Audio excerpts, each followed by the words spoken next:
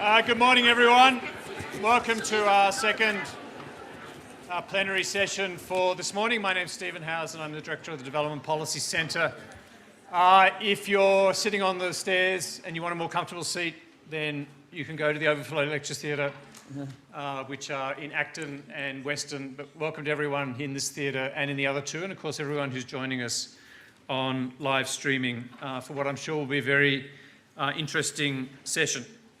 My job is just to start by introducing our chair for the session, and we're delighted to welcome Elizabeth Peake, who is the First Assistant Secretary, Human Development and Governance Division in DFAT. And she will be introducing our keynote speaker, Jonathan Glennie, and chairing the Q&A. So please welcome Elizabeth Peake, and thank you for coming, Elizabeth.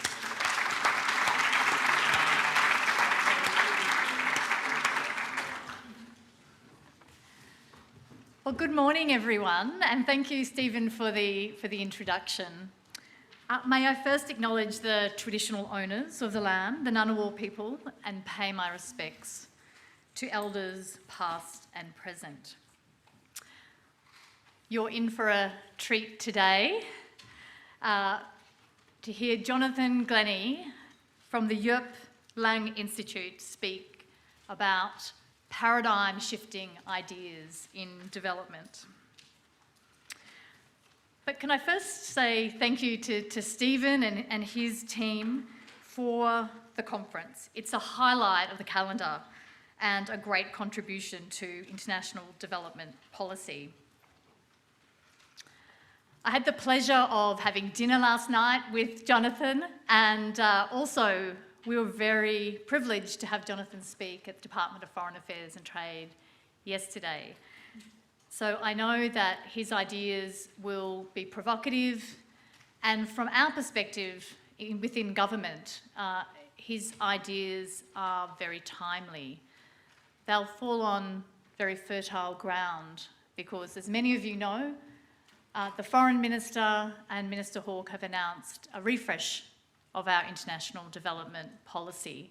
So it's a time for big ideas, it's a time to rethink what we do, and we're very lucky to be guided in our policy thinking also by an independent expert panel. And can I acknowledge Mr. James Batley, who's one of our members of the expert panel who's guiding our thinking.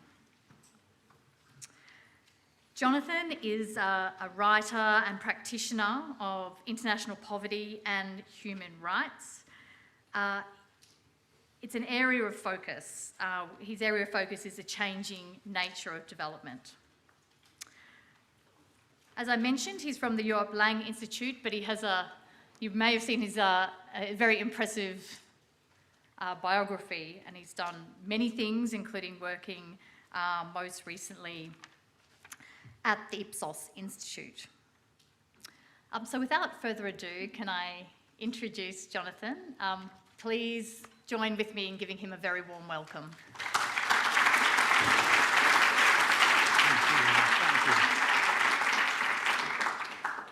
Thanks, everyone. Is this on? All working? Hello. Thanks very much for having me. Really, the privilege is mine. It's been such an honour to be here, not least because I just spent 3 days in Byron Bay with my cousin. He's been living here for many years, and I've been waiting for a conference invite all that time. Finally, it came through, so that was a good start to my stay. But also the opportunity to speak with Liz and others and James about the refresh of the Australian aid strategy. It's really interesting, and also similar discussions are happening all over the world, not least in my own country, which is the UK. Today I want to talk about the future. I can't work out whether to call it the future or the end of aid. It's kind of both. The first book I wrote was going to be called Aid in Africa, Getting It Right. The publisher said to me, Jonathan, you do want to sell this book, don't you? And so they actually even bothered to kind of make up a front cover that we never used, and then eventually got called The Trouble with Aid, Why Less Can Be More for Africa. And anyone who is in the academic world and knows how hard it is to get stuff published will understand my dilemma as I accepted a much more provocative but not quite perfect title for my book, simply in the interest of selling it. Okay. When I wrote that, the main concern I had was that there was too much focus on aid.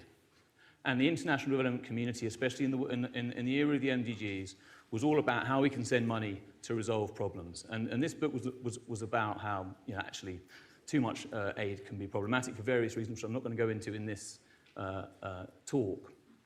But also it was talking about the Beyond Aid agenda, why there are so many more important things that Australia and other countries need to do in order to support development. It was a very interesting meeting on the Pacific step up that we had yesterday, in which that came through very, very strongly.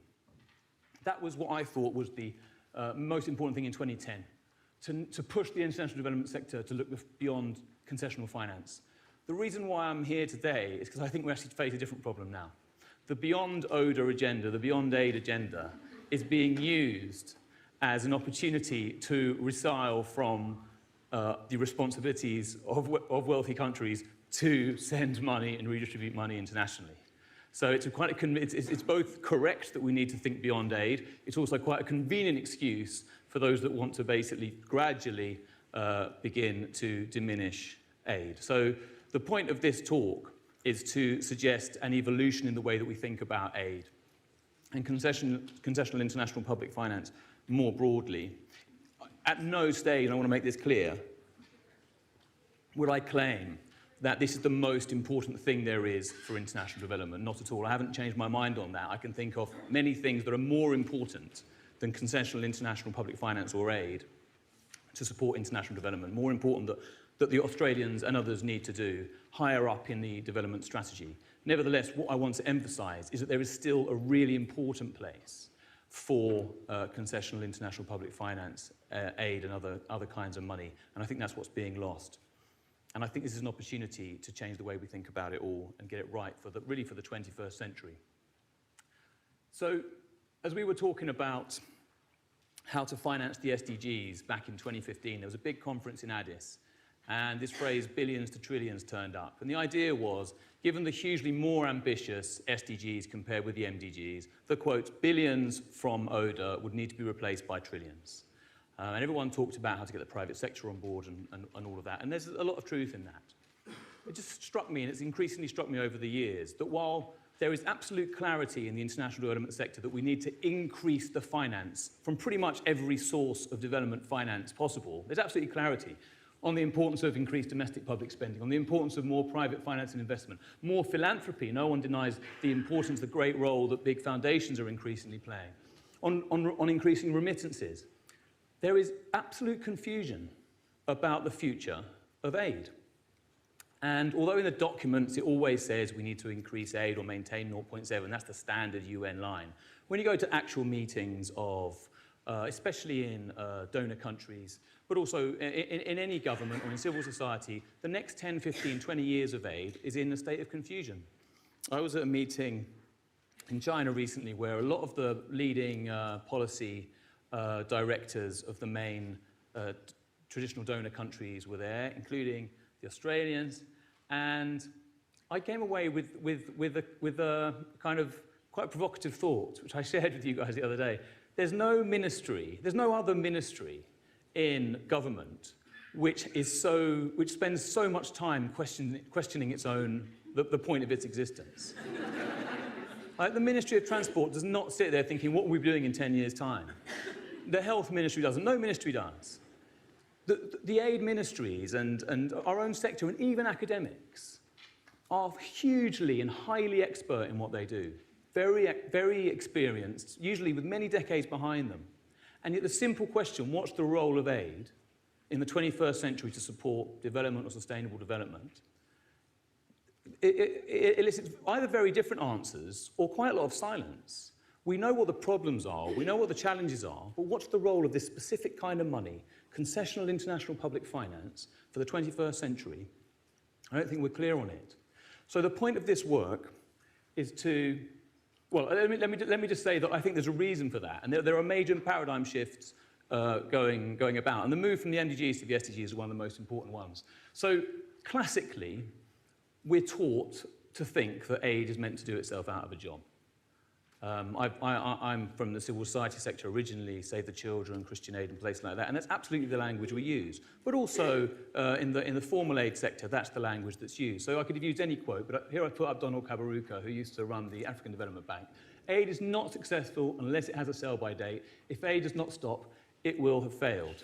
And that's a common phrase throughout the aid sector here in Australia and in most donor countries. And yet we have this kind of quote which sums up for me the SDGs from a guy who used to run the German aid agency. Development only really begins when extreme poverty is eradicated, transforming the focus on poverty that we've had in the last 20, 30 years and kind of symbolizing the hugely more ambitious SDG agenda. Paul Collier, many of you will have read, he's been a very influential thinker and he said a lot of important things. And he kind of summarizes the classic, again, the classic approach to graduating from aid. There is basically no role for international development cooperation in middle-income countries. Now, I know that Australia works a lot with middle-income countries and it's kind of an interesting question for the strategies you go forward. But that's the typical understanding. As countries begin to emerge from very low income status, they will begin to graduate from aid. Aid is a temporary fillip to countries that need kind of emergency, even if it's long-term emergency help. And then you have, at the same time, Martin Ravalian from the World Bank, who some years ago said, is it not time for these arcane income thresholds for graduating from low income status to be laid to rest? And I know that a lot of us would agree with that as well. No one I've met yet, including Lark Pritchett, knows where the arbitrary thresholds between low income, middle income and high income were set. When and where, by who. They are in the midst of time and development myth, and they're really quite meaningless. We all know that, we all nod to that, and yet we'll go back to our meetings and we'll strategize based on these classifications, and we still use them in all the time. So I think there's a huge kind of cognitive dissonance and confusion there. So this proposal seeks to clarify, and it doesn't have all the answers by any means, but it tries to clarify the role of concessional international public finance for the 21st century, respond to the clearly higher ambitions set out in Agenda 2030, which is the SDGs, reflect the emergence of providers from the global south, lead to increases of financial commitments globally, enhance impact and effectiveness, democratize governance based on the rising influence of the global south, garner legitimacy from civil society, enhance global common benefits, use language that's modern and non-paternalist, and I'll come on to that as well, and secure strong and stable support from critical constituencies. There's a couple more kind of throat-clearing, context-setting notes that I'd like to share before I kind of go into the main proposal. The first is, and it happened last night in our meeting with the expert panel, and it happens always. We get about a couple of minutes talking about actually what the point of aid and development finance is for development, and we move very quickly on to, but what will China think? Or what will Western, I think it was, this is not my area, but the western suburbs of Sydney think? Or, you know, the various parts of things, and they are really important questions, okay? I luckily don't have to think about them too much, but that's the particular place I'm in at the moment. But what I wanted to emphasize was, while we need to get onto political issues, political positioning, and while we need clearly to get onto communicating with the public, they are massively, massively important issues. Very, very often, because of the nature of our work in this sector, we get there far too fast. And we don't actually think about a proper analysis clarifying what we think are the development benefits of X, Y, and Z policy before we think about how it might play with regard to national interests or voters. So I just want to emphasize that I'm focusing a lot on the first two here to try and get because my view is that even the experts on aid don't have a clear basic concept of what the point of aid is, us. And I think we need to rectify that if we're going to get anywhere. And the second thing I want to say is it's similar. When we think about strategies, we're normally in the 3 to 5 year time horizon. Very seldom are we thinking 10 years. That's understandable. But without wanting to sound too grandiose, and this does sound grandiose, but I apologize for a minute, I want to think in the terms of the next 50 years. And when Keynes and that crowd, this is the grandiose bit, when Keynes and that crowd started to think through the Bretton Woods institutes after the Second World War, They weren't thinking about the residents of Sydney.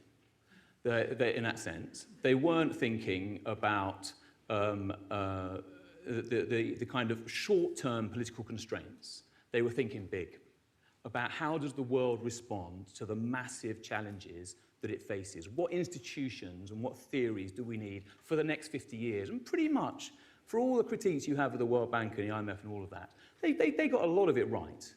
And they set things up that were necessary, kind of regardless of all the things that always constrain our thinking. And I would just ask you for the next 30 minutes to think in that frame. And we'll come back to, inevitably, because it's the most urgent thing always, we'll come back to how do you frame it and how do you communicate it and all of that. But let's try and think, what do we actually need as a globe to respond both to the opportunities that we have that are set out in the SDGs in a positive sense, but also the huge risks that we're facing that we all know about, especially with regard to climate and the environment, and there are other risks as well. Right. I think that was all my throat clearing. Yeah, so that's all the throat clearing, but before I even get on to my 5 paradigm shifts, there's one more thing that I used to always put at the end, and I now put at the beginning, because it's proven to be really helpful. I was just in a meeting there on identity and poverty, and someone said it's always good to set out the kind of takeaways at the beginning of the presentation. So this isn't quite that, it isn't quite a takeaway, but it's one of the most useful things to kind of understand what I'm proposing. And it's an analogy. It's not an analogy which helps to understand. There is no way that what I'm proposing is ever going to be possible at the global level in the same way as it's possible in the European level, but it's an analogy and it helps. So in Europe, by the way, just clearly, it's not the best time for a Brit to come here to extol the values of the European Union, but there's nothing I could do about that. I did my best. We've all given up. And the general points I want to make are regardless of whether or not Britain is a member. So the point is, billions are transferred annually and have been for decades. It was the south of Europe, Spain, Italy, Portugal that benefited in the early years in the 70s and 80s and 90s, and it's now Eastern Europe massively. Now these are relatively wealthy countries. Poland is the 50th richest country in the world. It receives billions. I don't want to say billions a year. It's certainly about $1 billion a year. It's billions over a period of 5 years in the budget. That's just a country I've picked on. The same is true of many of the net recipient countries. It's effectively aid. There's not much difference between the money that they receive. It's grant money. It's to support development in their countries. And the aim is convergence, and we'll come back to that. It's not poverty reduction. It's convergence with living standards that are considered acceptable for Europeans. And just dwell on that for a bit when we think about what our ambitions are for the rest of the world. It's also clearly within the context of a market. And there's a clear self-interested purpose, which is to build a market for the goods of the wealthier nations. This is important. Every country contributes, but poorer countries make a net gain. So while Poland is a net recipient, I'm just picking on Poland again, I could just pick on any country, it contributes every year as well. Now I'll come back to another analogy later when we look at national taxation. It's the same way that we pay our taxes, but we also receive benefits and sometimes finance and money back. But poorer countries clearly are net recipients and richer countries are clearly net contributors. Every country, that means that every country has a seat at the table. We don't have a donor-recipient model in Europe. We have a membership model in Europe. And interestingly here, even the wealthier countries receive support. So dwelling on Britain, even though it's no longer a member, parts of Britain like Cornwall, Liverpool, North Wales, which were more deprived parts of Britain, receive money from Europe. Britain is the 5th wealthiest country in the world. Why is it receiving what is effectively aid? Because, and I'll come on to this, it's the type of money, not just the quantity of money, that matters in these kind of relationships. It's something that we very often forget. And I'd also ask you, so just remember this as we go through, and just also think about the regional and sub-regional development banks, because one of the things that's interesting about this presentation, when I started to give it a few years ago, not everyone, but it was generally considered to be a bit kind of radical and unrealistic. Now a lot of people hear it and think it's kind of fairly obvious. And I think that's partly because things have moved on a lot, but I think it's partly because a lot of the things that sound radical are actually already happening.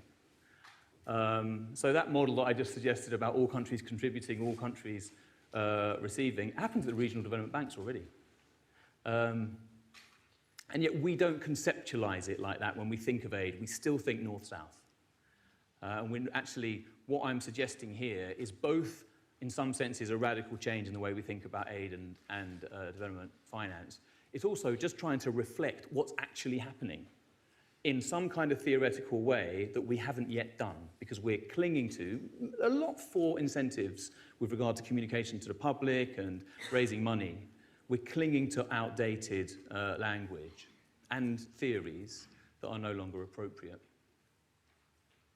Right, so the language we're using is global public investment, and what I mean by that is concessional international public finance intended to promote sustainable development. So that's clearly what ODA is, but ODA is not an acceptable term to use because there's much more, because ODA is by definition given by OECD countries. And clearly many other countries are engaged in contributing concessional international public finance for sustainable development. There just isn't another, there isn't, as far as I'm aware, there is not a term that covers that. So we could either say, every time, concessional international public finance for sustainable development, or we could say, well, we can make up a new term, and that's what I've done here. I know we don't need more jargon in our world, but in this case I thought we actually do, because there isn't actually a term for this. A lot of people have pushed back on the word investment, and I think maybe they're right to do so. So at the moment we're testing out the concept of contributions as well. I mean, I'd be interested in your views actually, but it's just trying to get the terminology right. The fundamental point is we need some kind of term that describes this. Okay, so what's the first paradigm shift? Ambition. Now this is one that is now, with the SDGs, I think, at the international level, at the kind of international community level, it's pretty much accepted. The ambition of the MDGs and the MDG period, starting when the World Bank officially started to focus on poverty in the 90s, and a number of traditional donor agencies began to do the same. It wasn't always the way, as you know. When ODA started in the 50s and 60s, it was more about broader economic growth. The huge poverty focus in the last 20 years. And the SDGs have massively changed that. And that was a win for the Global South. So I was living in Colombia until 2014, and the Colombians were, by the way, very much a part of setting up the concept of the SDGs. And we were all really excited by them because they transformed the way that it was a real paradigm shift in the way we think about development. No longer between developed countries helping developing countries, but all countries had targets, this kind of concept of universalism. So we're massively excited about them. I came back to London as policy director of a major charity, Save the Children UK. Everyone was focused on basically destroying the concept of the SDGs. I don't know if it happened around here, but the big traditional governments, the big Western governments, with the NGOs and funds that work closely with them, for some good reasons, by the way, found the SDG vision utterly unhelpful in terms of a priority list for international development spending and other interventions. And I can understand that. I mean, it's not a good, let's face it, it's not a good priority list. It's a bit like the UN Declaration on Human Rights. It's a vision for a better world, but it doesn't really help you decide how to spend a limited pot of money. So I totally understand what people were trying to do, but they didn't get it. They didn't get that the world has changed. It's no longer about the West trying to help other countries with pockets of poverty. It's about everyone trying to construct a better world together. And so the specifics of that are from poverty to inequality. Now, this is an important one. You might have seen that in the EU, like I said, we don't talk about ending poverty, we talk about convergence. What if we applied that to the rest of the world? I was just in a really interesting session on poverty just now. In Britain, our analysis of poverty, our concept of poverty is relative. We have 60% of median income. Now, that's very different to an absolute poverty line. the traditional way of thinking about poverty and development is it's a very, very stingy understanding of poverty. When people have just crossed an incredibly stingy line, a bit like what Paul Collier implied, the responsibility of the international community ends, and we can leave. They are now out of the woods. And you see that in, I know best obviously, my own country, the UK, and we've had ministers saying, Vietnam, it can now, quote, stand on its own 2 feet. Countries like Ghana, Zambia are now emerging from poverty, no longer need support. It makes sense in the traditional way of understanding things because the line we've set is so incredibly low. What if we started saying, actually, it's not about this kind of low threshold for absolute poverty, either personal poverty in terms of dollar a day or country poverty in terms of income per capita, but actually it's about convergence to a higher living standard, which broadly speaking, is what one would expect in, quotes, the West. That transforms the ambition of international development and will actually transform the way that we choose to spend our money. From growth to sustainability, again, well, I put up the donut. Some of you will know Kate Rayworth's work on the donut. It's just a new way of thinking about progress, which is not simply, this is all standard stuff, which is why I say that this paradigm shift, I think, is quite a long way down the line. It's not about simple economic growth. We know the costs, so it's actually about sustainable economic growth, or sustainability if you want to discuss growth and degrowth, which I'm not going to go into here. And also it's about international public goods, not just national public goods. So traditionally, development's been about helping countries do stuff and become better. Well, now we're quite clear that it's about regional public goods and international public goods as well.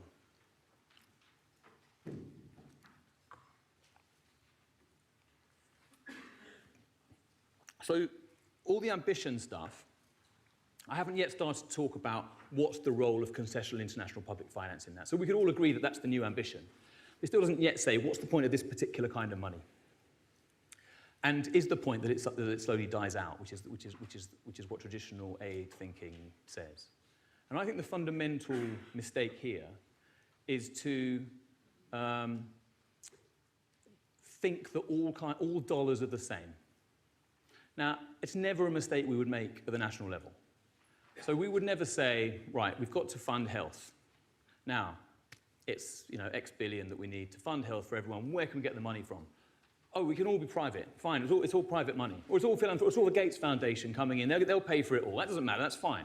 As long as the money's there, because we understand the importance of public money.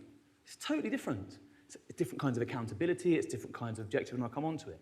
At the national level, everyone understands why public money is different to private money. But at the international level, you'd be surprised how many discussions about, quotes, MDG financing gaps and SDG financing gaps and health financing gaps and education financing gaps, they kind of put a number together and then try and work out how they can fill that hole with really any money available. You have to understand that there are different types of money. And even if, and it's true that, international public finance, concessional international public finance, is going to be a small amount of money. Again, it's a fallacy to say, and we hear it all the time, because it's small, it's irrelevant. We would never say that at the national level. Oh, there's hardly any money for public spending on health in this country. Oh, it's irrelevant then. You would never say that. You say, well, that's even more special. It's even more essential. Let's grow it. Let's focus on it. But in the world of development finance at the moment, in SDGs, it's like, oh, well, it's just tiny amounts, forget about it. It's working on everything else. So I spent most of my career trying to persuade people to work on everything else. And now I just think this is actually a really, really special kind of money. It's just being forgotten. So it's not about just filling gaps, it's about overcoming traps, and it's moving from thinking of aid, or in my language, concessional international public finance, global public investment, whatever you want to call it, from a last resort, so when other monies are available, aid can end, to a first thought. It's a special kind of money that can be used for special kind of things, and even if other kinds of money are available, it's still my first choice. And this responds to kind of one of the big dilemmas that kind of traditional aid theory just doesn't have. That's Colombia's Agencia Presidencial de Cooperación, so Presidential Cooperation Agency. Now, there's two directorates. One is the recipient directorate, and one is the contributing directorate. Colombia does both. And increasingly, a lot of countries are doing that. China does it, India does it, most countries are doing it, actually. It just doesn't make any sense in traditional aid theory. Because the point is that you have a poor country that hasn't got enough money and you have to give it money. So why would that poor country that hasn't got enough money is receiving money also be spending money? This makes no sense in the simple terms of our traditional understanding of aid. But it's because that money is special. It comes with specific characteristics that make sense for the UK to receive money from Europe to spend in Cornwall, even though it could theoretically just send money from London to Cornwall, because it's a special kind of money. It has specific qualities. The motivation of international public money is different to private money. Quite obviously, it hasn't got a profit motive. It's different to domestic public money. Now, I'm not a kind of simplistic aid fan. I'm well aware of all the problems with aid. And I'm not saying that the motivation is always better. I'm saying it's different. And it can be managed in a different way. It's concessional, by definition, concessional international public finance. It can be flexible, so when countries are going through tough times, when private money is leaving, when domestic money is low, it can turn up. It's available, maybe that's a bit of a repetition. It comes with specific kinds of expertise, really, really important.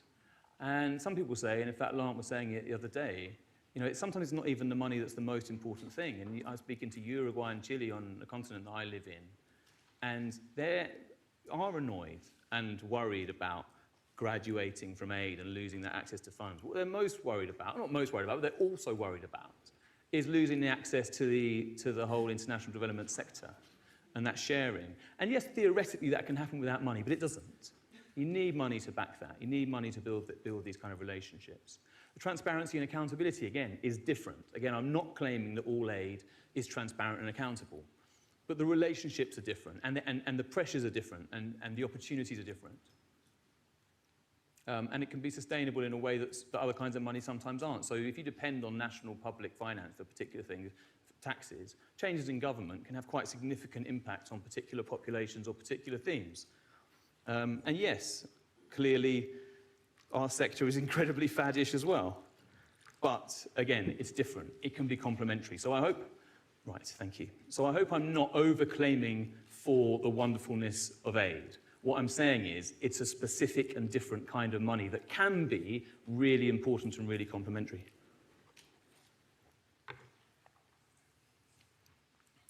Right. Yeah, and another example. I love this example from Colombia because one of the reasons I started working on this was I'd just written this book kind of basically kind of critiquing aid quite a lot. I was at ODI at the time, which is a think tank in London, and the boss said, can you write us a piece on aid to mix? At the time, especially in the UK, aid to middle-income countries, the idea was let's try and reduce it as much as possible. Let's kind of have a big go at aid to middle-income countries in order to kind of focus it more on low-income countries. Again, and I understand why, and there weren't bad reasons. But, so I started doing this research piece on the role of aid in middle-income countries, and what I found was quite the opposite. Aid to middle-income countries tends to be at very low levels compared to the size of their economy, so it doesn't have all the negative aspects that huge amounts of aid over long periods of time has had in very low-income countries in terms of governance and institutions and what one might describe as aid dependency. And actually, aid, even though it was a tiny percentage of the economy, could make a huge difference. Now, aid is not from the DAC. I keep on using aid, it's just because it's shorthand. I don't like the word any more than any of you guys do, but otherwise I've have to use long phrases the whole time. So DAC aid to Colombia is about 0.2% of the GDP. In most of the meetings I go to, that would be considered irrelevant. The evaluation of aid to Colombia, this was in 2011 for the Busan meeting that some of you may have been at. The evaluation of aid to Colombia found that in certain fields, such as the environment, institutional strengthening, productive system support, as well as problems related to the struggle against inequality, internal displacement, and human rights violations, the selective use of aid funding expertise and shared experience was, quote, a determining factor in achieving better development results. Not just a factor, a determining factor. And these are the guys that have studied it and actually are producing evidence on it. And I believe that a lot of the basis of decisions that we're making at the moment about aid to mix, just broadly about the future of aid agenda, is not really based on particularly good evidence. It's based on kind of whim, instinct, and pressure. The evidence implies that aid to middle-income countries can continue to make a really big difference, even if it's not 10% of the budget or even more as it has been in many of the much lower income countries. Geography. So remember the EU analogy. And this sounds radical if you were to say it in some groups, but actually we already know it's already happening. The idea that aid is north-south or rich-poor is a total fallacy. Actually, it has been for a very long time now. But we still haven't shifted our conceptual, our concepts and our language. So in keeping with the SDGs, all countries should contribute concessional international public finance. It should be a universal idea. Now, the slightly more radical thing that I'm going to add to it is that all countries, so not just China and India and Latin America and the fairly wealthy countries, all countries, Sierra Leone, Rwanda, Haiti. Why on earth would the poorest countries in the world want to contribute money when they're so in desperate need themselves of money? Well, it's the same reason that, on a different scale, Romania and Poland contribute to the EU budget. They get a lot more back, but the change in terms of governance, the change in terms of their influence, change in terms of their dignity, and I'll come on to those kind of issues, is massive. If you start thinking about all countries contributing according to need, and all countries receiving, according to ability, and all countries receiving according to need, all of a sudden we're all working together according to our abilities to respond to national, regional, global challenges, rather than some countries desperately begging for help from other countries who offer their largesse, which is still pretty much the way that we sell this in the Western world. So this language from graduation to gradation comes from a guy called Sagasti and some of his colleagues in Peru. And they're just suggesting this concept of graduation, which is pretty much based on income per capita, and there's a threshold, and then you begin to graduate. And his line was, no, there's an Alonso in Spain has also worked on this, and Andy Sumner, that some of you will have read, British guy. You set a whole range of indicators for what kind of monies are required for what. So they may include environmental indicators. Classically, the small islands may well have really fairly decent income per GDP, income per capita data, but are still in desperate need of support. That's just one example. There are many others. So you gradate finance rather than simple graduation. And by the way, the Global Fund, someone asked me to mention it the other day, and I do it very, very happily because it's a great example of the direction we need to move in. The Global Fund has just been replenished. It's the Global Fund for AIDS, TB and malaria. Just been replenished. And some of the contributors are some of the poorest countries in the world.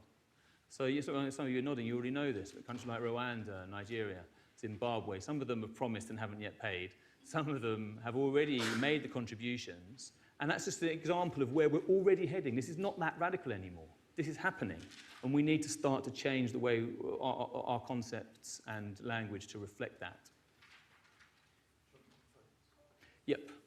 So I'm on number 3. I'm almost there. I'm not doing so badly. Okay, this was just a kind of trying to show that it's not north-south. At one point, I tried to kind of group different types of development cooperation. So Latin America has quite a specific way of doing things. So do the Arab countries. Possibly the Scandinavians do as well. South Africa down there. It's kind of old. I did this a couple of years ago. I should be including pretty much everywhere now. Has their own way of doing things. It's definitely not aid and South-South cooperation, which is, if there is a distinction, is what we use at the moment. It's all sorts of different ways of contributing to the global commons. Governance, so building on that shifting wealth and power and the fact that all countries are beginning to engage in this. And I once did a little consultancy for Kazakhstan because they were setting up their development agency. Everyone's slowly setting up a development agency, and somehow we have to get hold of that and manage that in a sensible way that isn't just sat in Paris at the DAC. And so what I propose is from voluntary to contributory, so we shouldn't think of aid as something we give if we can, if we can't, well, domestic pressures. This should be, you can't enforce this. I'm not suggesting some kind of enforcement. It would be impossible. But it should be considered to be a contribution, and it should be scaled and formal in much the same way that that all countries have to pay UN membership. And then just a few ideas. I won't go into them because I haven't got time, but you can think of the implications of everyone sitting down together on governance, from a unilateral way of thinking to multilateral, from OECD, where a lot of the decisions are made. They've just themselves, this small group of 27 or 30 countries, redefined aid, redefined what counts as ODA in 2020. These countries have taken it upon themselves to decide how we define the 0.7% contribution, rather than saying, actually, it's now time for everyone to get involved. So that's got to change. And from states to peoples is trying to emphasize the importance of civil society and their role in holding governments accountable. And then finally, narrative, the fifth paradigm shift. And this is the language that we use. And I think this is both important for comms, absolutely, but also important for the way that we think about ourselves. And I say that as a global citizen, the way everyone thinks about themselves. And I think for too long we've recognized that the language of aid, everyone recognizes that language of aid is old-fashioned. Everyone knows that it's much more, that the language of charity is incredibly limited, that really it's not that generous quite often, that we're buying our own interests, and we all know that. And yet we'll still go out and talk about it in the same way, and I think it's getting a little bit boring. We've been doing it for 10, 15, 20 years now. And I think I would really urge the Australians in this opportunity as you're rewriting your strategy to just take a lead. Just stop saying charity, stop saying aid, and start saying donor, recipient, donor. We still say that the whole time. Contributor is a lot better. There's no perfect words, let's face it. We could be here forever talking about the perfect words, but there are better words. And I won't go into the detail on any of this, but I would just say, I think we think too often that words are just words. And they are deeply meaningful and can have practical outcomes. And something I was thinking the other day is if you think about where you're from, in whichever country you're from, and then think, maybe if it's a poor part of the country, imagine that was described as a developing county or a developing town. And then another part of the country, much richer, was described as, oh, that's the developed town in our country, that's the developed county. Not only would it be insulting and kind of hilarious, we would never talk about poorer parts of Britain in that way. It would also have, I believe, a material effect on the psychology of communities and people living in those places, and on the superior psychology of people living in quotes developed places. It's really, really unhelpful language, and I think it has a material impact. I think it's probably about time to end it. And this final one is important, from foreign to global. We stop thinking about it as sending money abroad, in the same way as we stop thinking about, we don't think about our taxes as sending money to other parts of the country. We think about them as investing in our own country. Let's start thinking about aid, or whatever we call it, as investing in our own world, rather than sending, it's kind of spending money on other people. It's investing in our own world and well-being. By the way, in climate, I know I've got to shut up. Climate finance is a great example of this. So India basically said no thanks to aid, but it didn't say no thanks to climate finance. There's a huge amount of money. It's pretty much similar to aid, to be honest. But the way it's framed is incredibly different. The way it's governed is incredibly different. And for Indians, that is a dignified thing to be doing.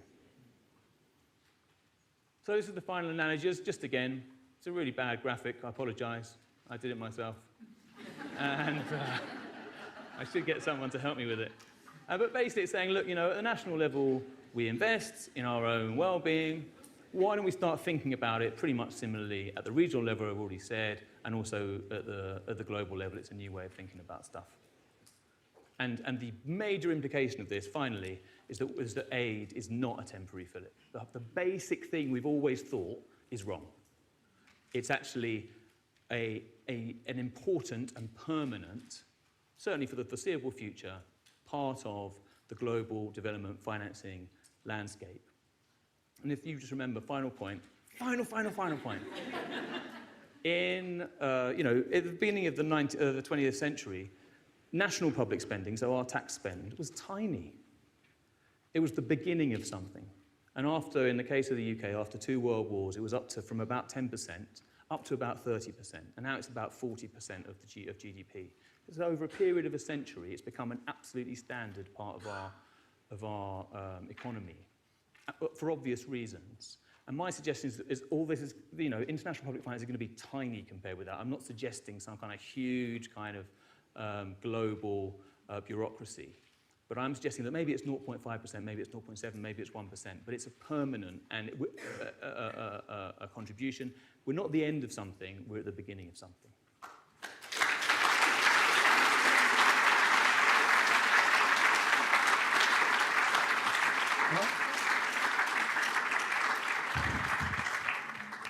Jonathan, thank you. I've got my writing instructions now. Don't be boring. Use new words. Can I also acknowledge Jane Prentice, who is a member of our expert panel, who's also managed to find a seat by elbowing some people out of the way in this packed audience. She's a member of the expert panel guiding our refresh of the development policy. Open for Q&A. We don't have much time because we're just before lunch, but can I open it to the crowd? What I might do is take 2 or 3 comments and questions and then ask Jonathan to respond. Please.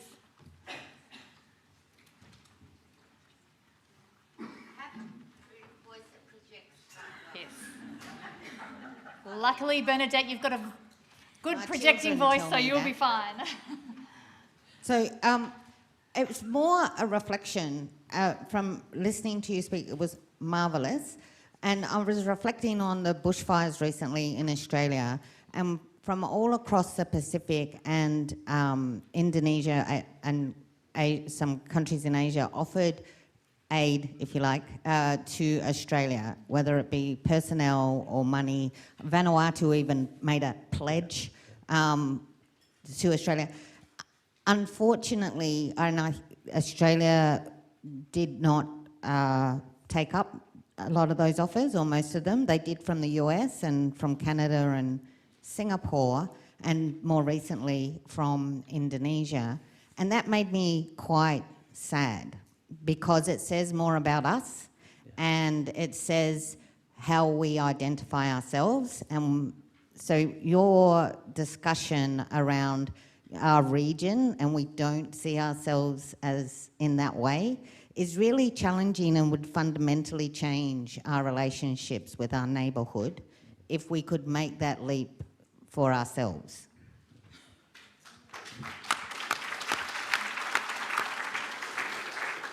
Thanks, Bernadette. Absolutely right. We were really overwhelmed by the generosity and thoughts of so many people in our region. And other comments, questions? Sarah. Sarah Boddington from DFAT. I think the language points that you made at the end will really resonate with newer southern donors and some of their critiques of aid and the past of aid. But I guess my understanding of what's motivating the establishment of aid agencies, development agencies in countries that have traditionally been development recipients, is a desire for status, for equality, for influence, but also to build relationships with the countries that they're giving development assistance to. And does this idea of global public investment meet those incentives of southern donors? I'll take one more, please.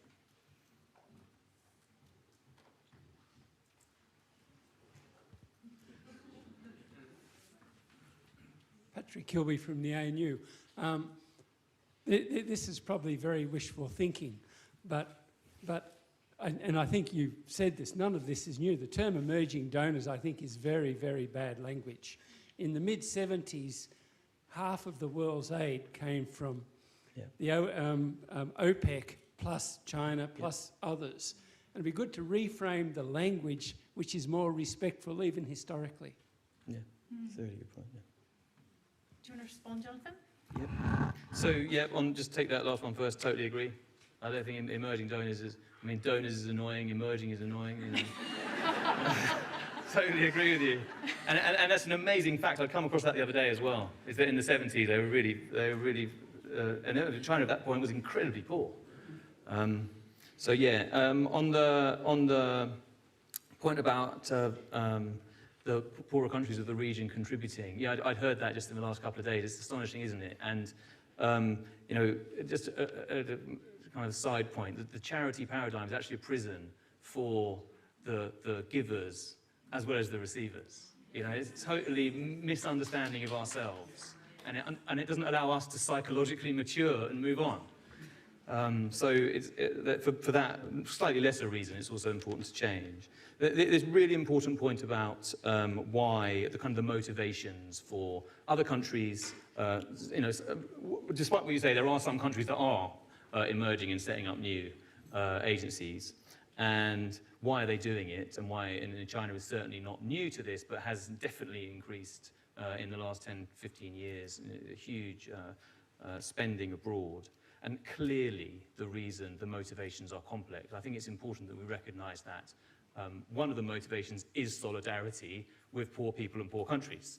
It's something that when we move too quickly onto political analysis, we forget about, just as much as Australia has mixed motivations for engaging in the region and the world, some of which are absolutely generosity and solidarity, and some of which are much more kind of geopolitical. That's true of all countries. So what I'm proposing here, the danger when I make the presentation is it seems incredibly kind of naive and optimistic. I think that what we need to do if we're going to get a handle on all the various types of monies that are flowing around the world at the moment is to first have some kind of theory that understands it. And I think we're miles away from that. And then, based on that, have a governance structure that includes everyone. At the moment, the DAC is not that bad as a governance structure for a small number of countries. Everyone else is pretty much Wild West. And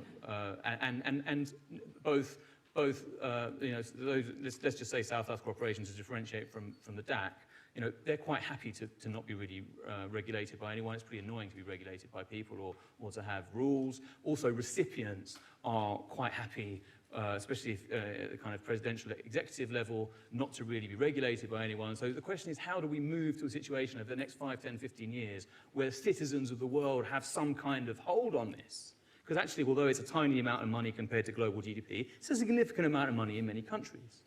And so I think that the idea behind this is not to pretend that there aren't mixed motivations for all of this. It's to try and set up a structure and laws or regulations or norms that mitigate the reality that power will always exist, that people will always be trying to buy favors and all that kind of stuff.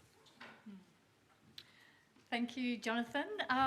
Our time, unfortunately, is up, and we're about to go to lunch with the panel sessions resuming at 1:30. Can I, before we provide some thanks to Jonathan, can I issue a warning? There is apparently hailstorms, or storms with potential for hail, between 2 and 9 this evening. So just beware of your cars if they weren't hammered in the last hailstorm. But sorry, could I just finally, could I ask everyone to put their hands together for Jonathan?